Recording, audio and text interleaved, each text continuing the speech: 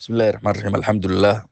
Anigoo ku hadlaya magaca bahda sportska dhalinyarada magaalada Toronto iyo nawaaxigeeda, waxaa si sharaf iyo karaamo leh halkan ugu mahadcelinayaa dhammaan walaalaha asxaabta qaaliga ah sida qiimaha la igu soo dhaweeyay magaalada London, oo weliba madaxa korkiisa i saartay, gaar ahaan bahweynta sportska London qeybihiisa kala duwan, kuwaasoo ka koobnaa basketball players oo loo ogaal yaqaano Squadra Sabito, walaalihii la holin waayay ee Wembley, Southall, North London, Streatham, Central London intaba.